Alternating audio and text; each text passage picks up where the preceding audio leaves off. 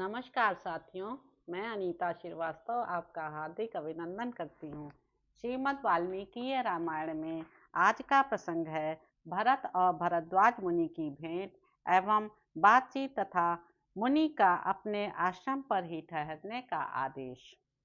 धर्म के ज्ञाता नरश्रेष्ठ भरत ने भरद्वाज आश्रम के पास पहुंचकर अपने साथ के सब लोगों को आश्रम से एक कोस इधर ही ठहरा दिया था और अपने भी अस्त्र शस्त्र तथा राजोचित वस्त्र उतार कर वहीं रख दिए थे।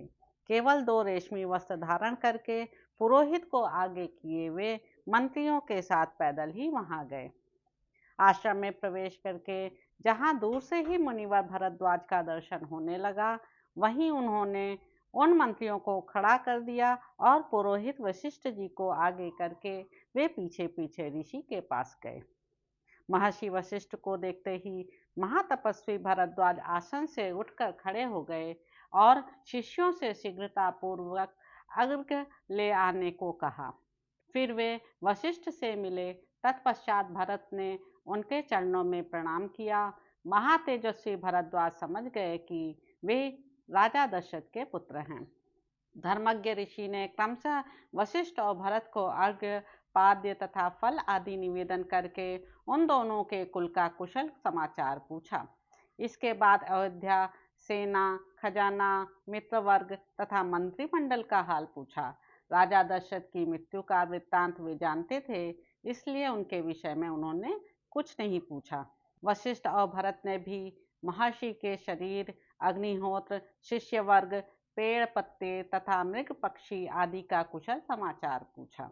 महायशस्वी भरद्वाज सब ठीक है ऐसा कहकर श्री राम के प्रति स्नेह के कारण भरत से इस प्रकार बोले, तुम तो राज्य कर रहे हो ना, तुम्हें यहाँ आने की क्या आवश्यकता पड़ गई? यह सब मुझे बताओ, क्योंकि मेरा मन तुम्हारी ओर से शुद्ध नहीं हो रहा है। मेरा विश्वास तुम पर नहीं जमता है।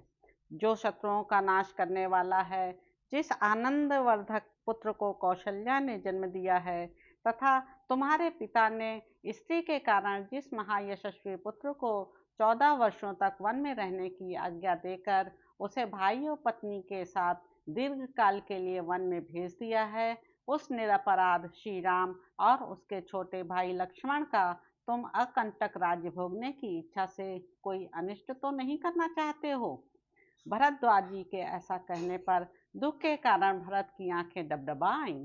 वे लड़खड़ाती हुई वाणी से उनसे इस प्रकार बोले, भगवान, यदि आप पूज्यपाद महर्षि भी मुझे ऐसा समझते हैं, तब तो मैं हर तरह से मारा गया। यह मैं निश्चित रूप से जानता हूँ कि श्री राम के वनवास में मेरी ओर से कोई अपराध नहीं हुआ है, अतः आप मुझसे ऐसी कठोर बात ना कहें।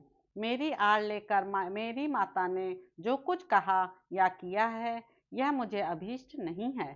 मैं इससे संतुष्ट नहीं हूँ और न माता की उस बात को स्वीकार ही करता हूँ। मैं तो उन पुरुष श्री राम को प्रसन्न करके अयोध्या में लौटा लाने और उनके चरणों की वंदना करने के लिए जा रहा हूँ। इसी उद्देश्य से मैं यहाँ आया हूँ। ऐसा समझकर आपको मुझ पर कृपा करनी चाहिए। भगवान, आप मुझे बताइए कि इस समय महाराज श्री राम कहाँ हैं?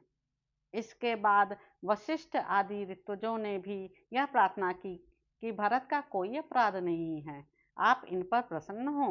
तब भगवान भरद्वाज ने प्रसन्न होकर भरत से कहा, पुरुषी, तुम रघुकुल में उत्पन्न हुए हो। तुम में गुरुजनों की सेवा, इंद्रिय संयम तथा श्रेष्ठ पुरुषों के अनुसरण का भाव होना उचित ही है। तुम्हारे मन में जो बात है उसे मैं जानता हूँ, तथापि मैंने इसलिए पूछा है कि तुम्हारा यह भाव और भी दृढ़ हो जाए तथा तुम्हारी कीर्ति का अधिकाधिक विस्तार हो। मैं सीता और लक्ष्मण सहित धर्मज्ञ श्री राम का पता जानता हूँ। ये तुम्हारे भ्राता श्री रामचंद्र महापर्वत चित्रकूट पर निवास करते हैं। अब कल तुम उस स्थान की यात्रा करना। आज अपने मंत्रियों के साथ इस आश्रम में रहो। महाबुद्धिमान भरत, तुम मेरी इस अभीष्ट वस्तु को देने में समर्थ हो, अतः मेरी यह अभिलाषा पूर्ण करो।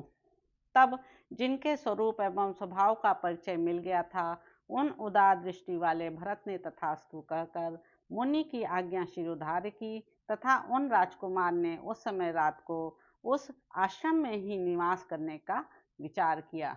तो इस प्रकार साथियों, अयोध्या कांड में निहित 90वां सर्ग यहाँ पर समाप्त होता है। आशा है आपको यह पसंद आया होगा। मेरे यूट्यूब चैनल संवाद विद अनीता को लाइक करें, शेयर करें, सब्सक्राइब करें। धन्यवाद साथियों।